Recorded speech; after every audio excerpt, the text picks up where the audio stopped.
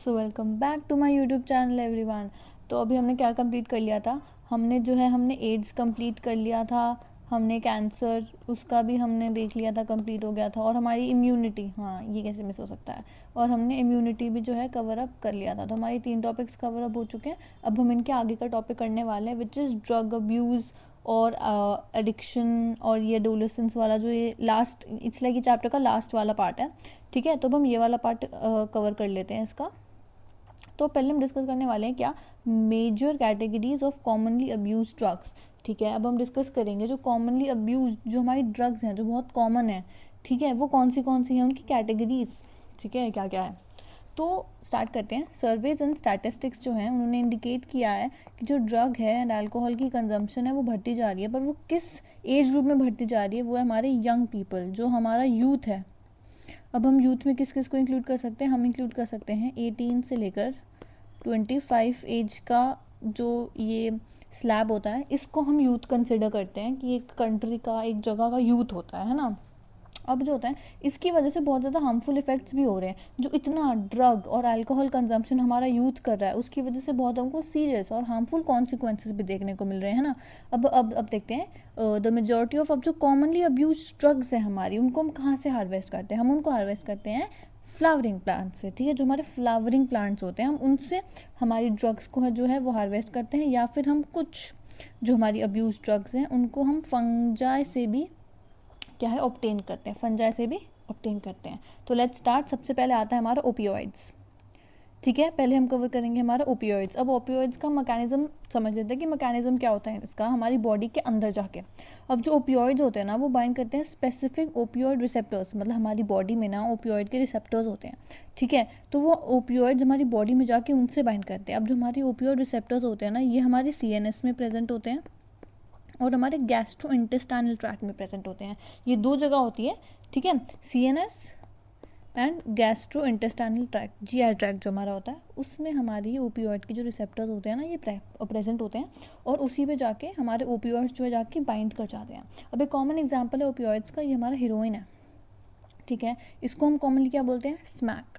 ठीक है, heroin is commonly known as what? Smack. अब वो केमिकल नेम हमारे हीरोइन का होता है डाई एसिटाइल मॉर्फिन। क्या होता है? Di acetyl morphine. अब जो फिजिकल प्रॉपर्टीज़ हैं हम उसके बारे में भी स्टडी कर लेते हैं। वाइट होता है ये हमारा हीरोइन, ऑर्डरलेस होता है, मतलब इसमें कोई स्मेल नहीं होती है इसकी, बिटर होता है, टेस्ट में कड़वा होता है, और एक क्रिस्टलाइन हमारे पास ये कंपाउंड होता है। अब हम देखते हैं कि जो हमारा हीरोइन है, ठीक है, उसको हम ऑब्टेन कैसे करते हैं। ठीक है, now it is obtained by the acetylation of morphine. हमको नाम से थोड़ा थोड़ा बहुत समझ में आ रहा है कि ये डाई एसिटाइलेशन है मॉर्फिन का। ठीक है, तो इसको एसिटाइलेशन करते हैं मॉर्फिन का, जिससे हमको ये हीरोइन जो है ऑब्टेन हो जाता है। ठीक है, अब क्या करते हैं हम? It is extracted from the latex of opium Poppy. ये जो हमारा प्लांट होता है ओपियम पोपी, इसका साइंटिफिक नेम होता है हमारे पास पापावे सोमेनिफेरम। इससे हम एक्सट्रैक्शन करते हैं हीरोइन का। ठीक है, अब आगे चलते हैं। आगे हमारा मोड ऑफ इनटेक, कि हम अपने ये हीरोइन को या फिर हम इस स्मैक इसको बोल सकते हैं, कैसे हम इनटेक करते हैं, हमारी बॉडी में इसकी एंट्री कैसे होती है। या तो हम स्नॉट करते हैं, मतलब जो हमारा पाउडर हो गया उसको हम अपनी नोज़ से इनहेल कर लेते हैं।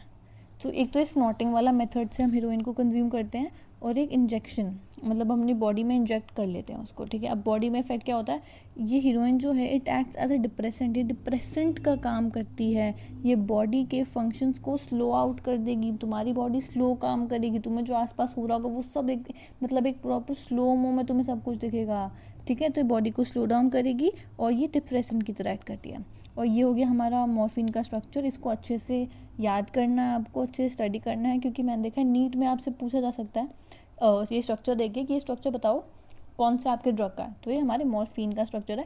और ऐसे ये प्लांट देकर भी आपसे पूछा जा सकता है कि इस जो हमारा ये जो प्लांट है, या हम कह सकते हैं, मतलब हाँ प्लांट ही कहेंगे ना इसको, तो हाँ, तो हम इसको बोल सकते हैं कि जो हमारा प्लांट है, ठीक है, इससे हम कौन सा जो ड्रग है उसको एक्सट्रैक्ट करते हैं।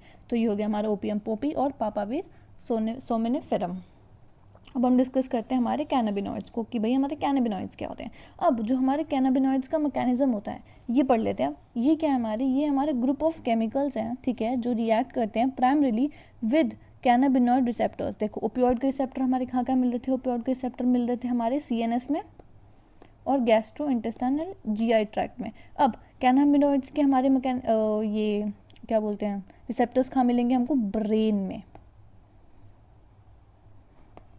हमको ब्रेन में मिल रहे हैं हमारे कैनाबिनॉइड्स के रिसेप्टर। कैनाबिनॉइड्स हमारे केमिकल्स होते हैं, इनको हम केमिकल बोल सकते हैं। ये केमिकल जाके हमारी बॉडी में रिएक्ट करते हैं हमारे कैनाबिनॉइड रिसेप्टर्स के साथ, और ये कैनाबिनॉइड जो रिसेप्टर्स होते हैं हमारे पास, ये हमारे पास ब्रेन में प्रेजेंट होते हैं। ठीक है, तो सीधा इसका जो लिंक बैठता है हमारे ब्रेन के साथ बैठता है। अब इसका सोर्स क्या होता है? It is obtain from the inflorescences of the plant cannabis sativa. जो हमारा प्लांट होता है कैनबिस सटाइवा, इसके इन्फ्लोरेसेंस से हमें ये ऑब्टेन होते हैं। And the flower tops, leaves and resin of the plant are used in various combinations. अब जो इस प्लांट के, हमारे प्लांट का टॉप होता है, अब इस प्लांट के जो लीव्स होती हैं, रेजिन होता है इस प्लांट का, उससे भी हम वेरियस कॉम्बिनेशंस प्रोड्यूस करते हैं, marijuana के, हशीश के, चरस के और गांजा के। और तो यही हो गए हमारे कैनाबिनॉइड्स। ये एग्जाम्पल ज़्यादा रखना इंपॉर्टेंट है, आपसे पेपर में पूछा जा सकता है। अब मोड ऑफ इनटेक, कैनाबिनॉइड्स को हम बॉडी में इनटेक कैसे करते हैं? जनरली या तो हम इनहेल करेंगे, मतलब नोज से, विल जो स्मेल इट तो इनहेल हो जाएगा, या फिर हम ओरली बाय माउथ हम इसको इंजेस्ट कर लेंगे। ठीक है, या ओरली हम इसको बाय माउथ इंजेस्ट कर लेंगे। ये हमारा स्केलेटल स्ट्रक्चर हो गया कैनाबिनॉइड मॉलिक्यूल का, और ये हो गया हमारा लीव्स ऑफ कैनबिस सटाइवा। ये जो स्ट्रक्चर्स हैं और जो ये प्लांट्स हैं, इनको याद करना बहुत इंपॉर्टेंट है, क्योंकि ये सब पेपर में पूछा जा सकता है। आपको सिर्फ स्ट्रक्चर देके पूछ लेगा कि भाई बताओ चलो ये किसका स्ट्रक्चर है, तो ये हमारे कैनाबिनॉइड मॉलिक्यूल का स्ट्रक्चर है। ये कौन सा प्लांट है ये पूछ सकते हैं, कैनबिस सटाइवा, या आपको ये बोल देंगे, वो ये सारी प्रॉपर्टीज दे देंगे, फिर आपसे पूछ लेंगे कि ये वाला प्लांट कौन सा। तो बहुत सारे तरीक़ों से ना आपसे क्वेश्चन पुट अप हो सकता है। तो अब हम डिस्कस कर लेते हैं हमारे कोकेन को। ठीक है, which is the Coca alkaloid. ठीक है, अब इसमें हम क्या पढ़ने वाले हैं? इसमें भी वही सारे पार्ट्स पढ़ने वाले जो हमने ऊपर दो में पढ़े हैं। तो हमारा जो कोका एल्कलॉइड होता है, इसको हम कोकेन भी बोलते हैं। क्या बोलते हैं इसको हम? कोकेन। अब पढ़ते हैं कि जो कोकेन है इसका सोर्स क्या होता है। ठीक है, हम कौन से पार्ट के प्लांट के पार्ट से इसको एक्सट्रैक्ट कर सकते हैं। अब जो हमारा कोका अल्कलॉइड होता है, it is extracted from the Coca plant. हम इसको कोका प्लांट से एक्सट्रैक्ट कर सकते हैं, और कोका प्लांट को हम एरिथ्रोजाइलम कोका भी बोलते हैं। क्या बोलते हैं? Erythroxylum Coca. ठीक है, और जो हमारा प्लांट होता है नेटिव होता है किसका? साउथ अमेरिका का। नेटिवली हमको जो कोका प्लांट होता है ये हमको साउथ अमेरिका में मिलता है। अब जो हमारा कोकेन है, कोका अल्कलॉइड है, इसका कॉमन नेम होता है हमारे पास कोक या क्रैक। क्या होता है इसका कॉमन नेम? कोक या फिर क्रैक। यस। अब हम इसके मैकेनिज्म की अगर बात करें ना, तो ये हमारा जो न्यूरो ट्रांसमीटर होता है ना, डोपामीन, इसके ट्रांसपोर्ट के साथ इंटरफेयर कर देता है ये।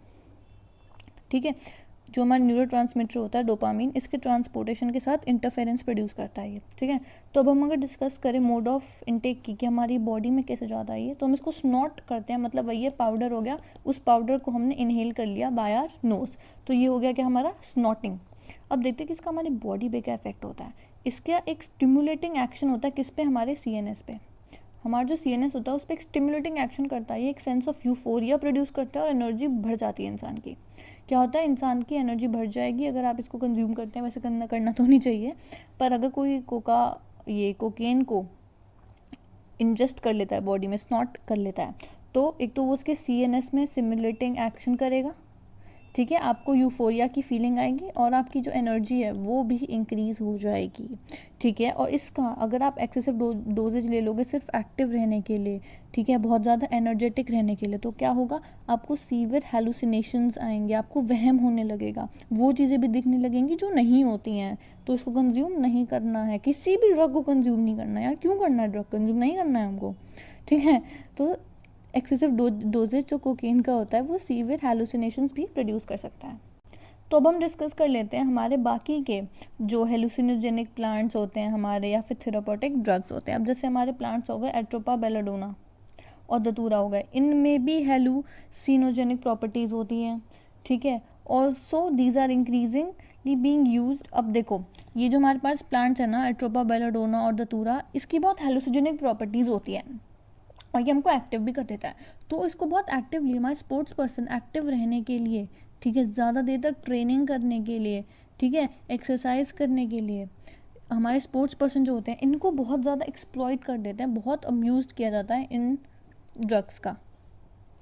अब अगर हम मेडिसिनल ड्रग्स जिनका अब्यूज़ हो रहा है उसके बारे में अगर हम डिस्कस करते हैं, तो वो ये होता है ड्रग्स जैसे बर्बिट्यूरेट्स, ठीक है, एम्फेटामाइंस एंड बेंजोडियाजेपाइंस, ये जो होते हैं हमारे, ये नॉर्मली यूज्ड होते हैं एज लेजिटिमेट मेडिसिन्स ये जो हमारे ड्रग्स होती है ना, ये वाली जो मैंने अभी मेंशन करी हैं, ये मेडिसिन नॉर्मली लेजिटिमेट मेडिसिन ही हैं। ये ऐसे जिनको हम ड्रग नहीं बोलेंगे, पर इनका यूज़ एज मेडिसिन ही आता है, जिससे कि पेशेंट जो होता है उनको कोप करवाया जाता है। हमारी मेंटल इलनेस हो गई, जैसे डिप्रेशन, इंसोमेनिया, नींद ना आना से।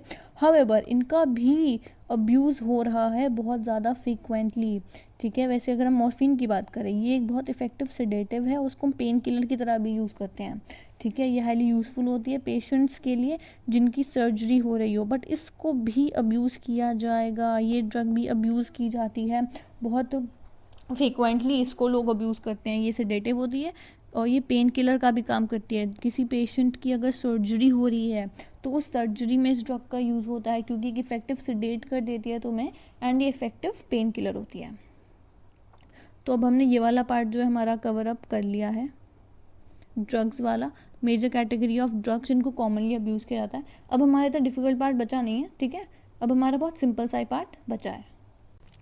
तो अब हम डिस्कस करने वाले हैं कि जो हमारे ड्रग्स होते हैं, ठीक है, और अल्कोहल अब्यूज़ होता है, इनके लॉन्ग टर्म और शॉर्ट टर्म इफेक्ट्स क्या होते हैं। इनके लॉन्ग टर्म और शॉर्ट टर्म इफेक्ट्स हमको क्या देखने को मिलते हैं। अभी तक तुमने डिस्कस कर लिया था कि कौन सी ड्रग और कौन सा मतलब हमारे पास ऐसे थेराप्यूटिक ड्रग्स होती हैं या फिर हेलुसिनोजेनिक ड्रग्स होती हैं जिनका अब्यूज़ किया जाता है। पर अब हम डिस्कस करने वाले हैं कि ये जो अब्यूज़ हो रहा है इसके इफेक्ट क्या होते हैं।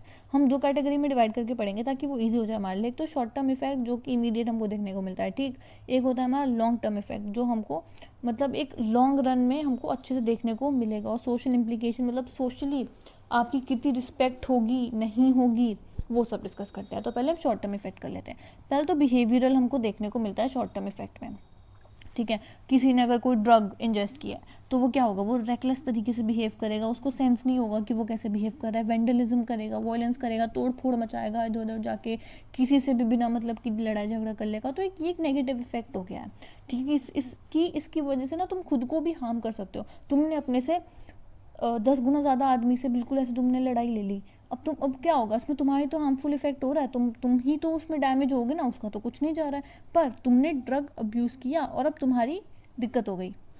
ओवरडोजिंग, अगर तुमने ड्रग ओवरडोज ले लिया तो एक्सेसिव डोजेज से क्या होता है, ऑन स्पॉट डेथ हो सकती है तुम्हारी, रेस्पिरेटरी फेलियर हो जाएगा, हार्ट फेलियर हो जाएगा, या फिर सेरेब्रल हेमरेज तुम्हें देखने को मिलेगा, या फिर तुम्हें कोमा भी हो सकता है अगर तुम एक्सेसिव ड्रग्स कंज्यूम कर लोगे तो।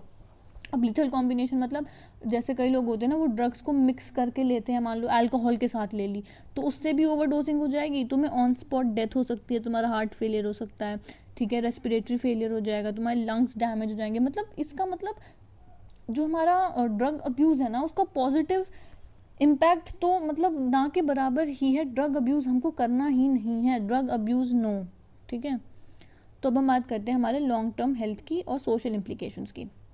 अकेडमिक और सोशल डिटेरियोरेशन, अब इसमें क्या होगा ना, वार्निंग साइंस आएंगे। कैसे, तुम्हारी अब तुम इतना ड्रग अब्यूज़ कर रहे हो, तुम इतना ड्रग ले रहे हो, कोक लेके पड़े हो, स्मैक लेके पड़े हो, तो उसमें क्या होगा, तुम्हारी एकेडमिक परफॉर्मेंस डाउन जाएगी, तुम स्कूल कॉलेजेस से बंक मारना स्टार्ट कर दोगे, ठीक है, तुम अपनी पर्सनल हाइजीन पे ध्यान नहीं दोगे, तुम सोसाइटी से अपने फ्रेंड्स से आइसोलेट होने लग जाओगे, ठीक है, तुम्हें डिप्रेशन हो जाएगा, तुम्हें सेंस नहीं रहेगा खुद का, खुद की मेंटल हेल्थ का, फटीग होगा तुम्हें कुछ करने का मन नहीं करेगा, you will be very aggressive in the sense वही है कि तुम तोड़ फोड़ मचाओगे, बिना किसी मतलब लोगों से लड़ोगे and all that.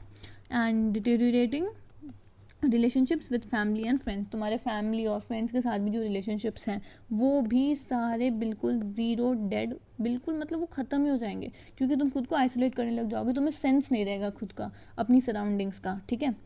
Financial distress, अगर जो अब्यूज़र है उसके पास मनी नहीं है ड्रग्स या अल्कोहल बाय करने की, तो वो स्टील कर सकता है, जिससे कि मेंटल और फाइनेंशियल डिस्ट्रेस होगा पूरी फैमिली को। एक जना चोरी करेगा तो पूरी फैमिली पर इफेक्ट पड़ेगा, हर जगह वो बात जाएगी कि अरे उसकी फैमिली ने में इस पर्सन ने चोरी करी, तो इसमें क्या हो रहा है, उसमें सिर्फ उस पर्सन का थोड़े हार्म हो रहा है, उसमें तो पूरी फैमिली की ही वो रेपुटेशन जा रही है ना, तो वो हो गया। अब सीवियर डिजीज़ हो सकती हैं, ठीक है, जो इंट्रावेनस ड्रग अब यूजेस होते हैं, मतलब जो नीडल यूज़ करते हैं या फिर सिरिंजेस की हेल्प से लेते हैं, ठीक है, उनका बहुत ही हाई रिस्क होता है कि वो एड्स ले लेंगे या हेपेटाइटिस भी उनको हो जाएगा। ब्लड बॉर्न होता है ना, हमने एड्स में पढ़ा भी था कि इंट्रावेनसली लेते हैं उससे एड्स होने के चांसेस बहुत बढ़ जाते हैं, क्योंकि वी नेवर नो सामने वाले पर्सन को एड्स है नहीं है, किसी एड्स वाले पर्सन ने लेके फिर वो सिरिंज आपको दे दी, तो इट इज़ लाइक हाई, बहुत हाई रिस्क है, ठीक है। क्रॉनिक अल्कोहल के डैमेज होते हैं, नर्वस सिस्टम डैमेज होगा, हमारी लीवर, सबसे पहले लीवर पे इफेक्ट पड़ेगा, हमारी लीवर फैटी लीवर होती जाएगी,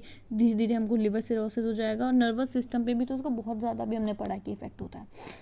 और अगर तुम अल्कोहल कंज्यूम करो प्रेगनेंसी में तो ऑफ कोर्स जो तुम्हारा डेवलपिंग फीटस है उसमें डिफेक्ट्स आने लग जाएंगे, ठीक है। तो प्रेगनेंसी में तो बिल्कुल कुछ ऐसा कंजम्पशन करना ही नहीं है, स्ट्रिक्ट हेल्दी डाइट, ठीक है। तो अब हम पढ़ते हैं कि हमारे ड्रग्स का मिसयूज़ स्पोर्ट्स में कैसा होता है, जो हमारे एनाबॉलिक स्टेरॉइड्स होते हैं उनका। अब कुछ लोग जो होते हैं, कुछ लोग मैं बोल रही हूँ मतलब स्पोर्ट्स पर्सन, जो स्पोर्ट्स में एथलीट्स हो गए जैसे, कई बार कुछ स्पोर्ट्स पर्सन एनाबॉलिक स्टेरॉइड्स को भी मिसयूज़ करते हैं, ड्यूरेटिक्स ले लेंगे, स्टेरॉइड्स, और कुछ हार्मोन्स कुछ आते हैं, अभी मुझे नाम याद नहीं आ रहा है, पर कुछ हार्मोन्स भी होते हैं जिनको लिया जाता है जिससे कि अपनी परफॉर्मेंस इन्हांस की जाए, ठीक है, मसल बल के एकदम से आ जाता है। और कई स्पोर्ट्स होते हैं जिसमें हमको एग्रेसिवनेस, जैसे मान लो बॉक्सिंग होगा, उसमें हमको एग्रेसिवनेस चाहिए होती है, तो कई ड्रग्स एग्रेसिवनेस भी प्रमोट करते हैं, उसकी वजह से कई sports person in anabolic steroids को मिसयूज़ भी करते हैं, ठीक है, अब्यूज़ भी करते हैं। अब इसके भी साइड इफ़ेक्ट्स होते हैं कि अगर तुम स्पोर्ट्स के रीज़न से भी मिसयूज़ करो तो उसके भी तुम्हें साइड इफ़ेक्ट्स देखने को मिलेंगे।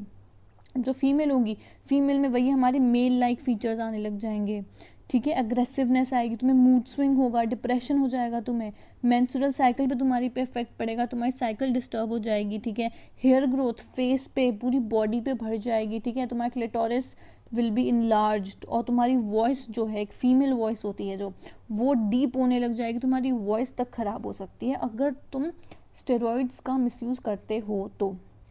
और मेल्स में क्या होता है, मेल्स में एक्ने, एग्रेसिवनेस बढ़ जाएगी, मूड स्विंग्स हो जाएंगे, बहुत ज़्यादा डिप्रेशन होने लगेगा तुम्हें, तुम्हारा जो टेस्टिकल का साइज़ है वो डिक्रीज़ होने लगेगा, स्पर्म काउंट डिक्रीज़ होने लगेगा, ठीक है, किडनी और लिवर डिसफंक्शन भी हो सकता है, ब्रेस्ट जो मतलब मेल की जो ब्रेस्ट इनलार्जमेंट नहीं होता है वो भी इनलार्जमेंट होने लग जाएगा, ठीक है, तुम्हें प्री मैच्योर तुम बॉल्डनेस आने लग जाएगी तुम्हें, ठीक है, और तुम्हारा जो प्रोस्टेट ग्लैंड है उसकी भी एनलार्जमेंट हो सकती है। अगर हम इन एडोलेसेंस में पढ़े तो वही है, सीवियर फेशियल या बॉडी एक्ने हो जाएगा, ठीक है, जो हमारी बोन्स की ग्रोथ है वो मतलब पूरी नहीं होगी, बीच में स्टंटेड ग्रोथ हो जाएगी, क्लोजर हो जाएगी, जिसको हम कहते हैं कि परमानेंटली स्टंट ग्रोथ भी हो जाएगी, ग्रोथ तुम्हारी एज से पहले ही रुक जाएगी, जो पूरी ग्रोथ होनी थी वो पूरी ग्रोथ हो ही नहीं पाएगी, ठीक है। तो अभी हमने इतना पार्ट कवर कर लिया है। अब इसके बाद हम डिस्कस करेंगे टोबैको वाला पार्ट। अब अगर हम टोबैको और एडिक्शन की बात करते हैं तो उसके बाद में हम पढ़ते हैं, पहली बात तो हिस्टोरिकल यूज़ क्या होता है कि, ठीक है, tobacco has been used by human beings for more than 400 years, more than 400 years से हमारा जो टोबैको है उसको ह्यूमन बींग्स च्यू करते आ रहे हैं, ठीक है, इसको हम स्मोक कर सकते हैं, च्यू कर सकते हैं या स्नफ कर सकते हैं, ठीक है। अब केमिकल कंपोनेंट क्या होता है हमारे पास टोबैको का, large number of chemical substances हमको इसमें मिलते हैं, जैसे कि निकोटीन इसमें होता है, निकोटीन क्या होता है हमारे पास, अल्कलॉइड, हमको टोबैको में मिलता है निकोटीन, निकोटीन क्या होता है, अल्कलॉइड, दोबारा हमको टोबैको में मिलता है निकोटीन, और निकोटीन क्या होता है हमारा, अल्कलॉइड, ठीक है। अब जो निकोटीन, हमने निकोटीन पढ़ा, इस निकोटीन के इफेक्ट्स क्या होते हैं, ये हमारे एड्रिनल ग्लैंड को स्टिमुलेट करेगी ताकि वो एड्रेलिन निकाले, ठीक है, और नॉर एड्रेलिन निकाले, वो ब्लड सर्कुलेशन में जाए। अब ये जो हो रहा है, अब इसके हज़ार्ड्स हैं, ये जो निकोटीन स्टिमुलेट कर रहा है हमारे एड्रिनल ग्लैंड को एड्रेलिन और नॉर एड्रेलिन रिलीज ब्लड में रिलीज़ करने से, उसके भी हेल्थ हज़ार्ड्स हैं। ये निकोटीन जो है सबसे ज़्यादा रेड फ्लैग है आपके टबैको में, और इसके जो हमारे पास हेल्थ हज़ार्ड्स आते हैं, ये जो हमारे एड्रिनल ग्लैंड को स्टिमुलेट करता है उसके ये होते हैं, ठीक है।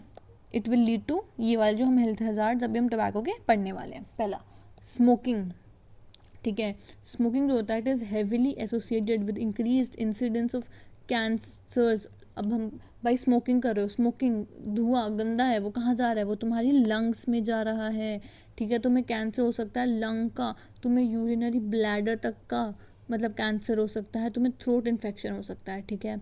इट लीड्स, अब इससे हमको डिजीज़ भी हो जाती हैं, जैसे ब्रोंकाइटिस हो जाएगा, एम्फाइसीमा, कोरोनरी हार्ट डिजीज़, तुम्हारे हार्ट के पास इम्प्योर गंदा ब्लड जा रहा है तो हार्ट डिजीज़ हो सकती है तुम्हें, गैस्ट्रिक अल्सर्स पेट में हो सकते हैं, मतलब बहुत ज़्यादा हार्मफुल इफेक्ट्स हैं। उससे क्या होगा, तुम्हें कार्बन मोनोऑक्साइड पॉइजनिंग हो सकती है। कैसे, टोबैको की जो तुम स्मोक करते हो, स्मोकिंग करते हो, अब उसमें क्या होगा ना, हमारे ब्लड में कंसंट्रेशन जो CO कार्बन मोनोऑक्साइड का है वो बढ़ता जाएगा, ठीक है। ये CO हमारे हेमोग्लोबिन के साथ जाके बाइंड करेगा। इससे क्या होगा, जो हमारा ऑक्सीजन से हेमोग्लोबिन बाउंड था उसका कंसंट्रेशन गिरेगा, जिससे क्या होगा, बॉडी ऑक्सीजन डेफिशिएंट हो जाएगी, हमको सांस नहीं आएगी, कार्बन मोनोऑक्साइड पॉइजनिंग हमको हो जाएगा अगर हम स्मोकिंग करते हैं तो। ठीक है। अब टबैको च्यू करने से भी हमको कैंसर हो सकता है ओरल कैविटी का। तुमने माउथ में उसको च्यू कर रहे हो, माउथ में हार्मफुल इफेक्ट होंगे, तुम्हें ओरल कैविटी का कैंसर हो सकता है। तो इन शॉर्ट हमारा स्मोकिंग बहुत ज़्यादा हजार्डस है, टोबैको का एडिक्शन हमारा बहुत ज़्यादा हजार्डस है। तुम अपनी हेल्थ के साथ नहीं प्ले कर सकते हो स्मोकिंग करके या टोबैको च्यू करके। ठीक है। आई होप इतना हमारा क्लियर होगा। पूरा प्रॉपर NCERT बेस्ड है। NCERT में पैराग्राफ्स लिखे हुए हैं जो पढ़ने का बिल्कुल मन नहीं करता है हमें, इसलिए मैंने बिल्कुल पॉइंट्स में कर दिया और कलरफुल नोट्स है, जिससे तुम्हारे पढ़ने का भी मन करे और तुम्हारे माइंड में भी एक बार पढ़ो तो वो चला जाए, वो फिर स्टिक हो जाएगा। ठीक है। एक बार तुमने पढ़ लोगे तुम्हारे माइंड से वो चीज़ नहीं निकलती फिर, क्योंकि तुमने कलरफुल नोट्स के तरीके से इसको पढ़ा है। ठीक है।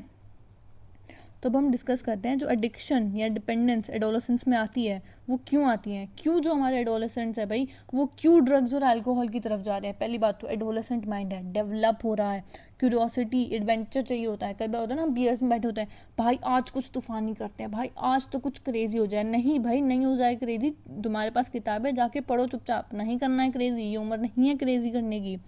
ठीक है। तो क्यूरियोसिटी एडवेंचर, कई बार बॉडी कहती है कि चलो यार एक बार एक्सपेरिमेंट कर लो, नहीं करना है experiment. Say no to drugs and alcohol.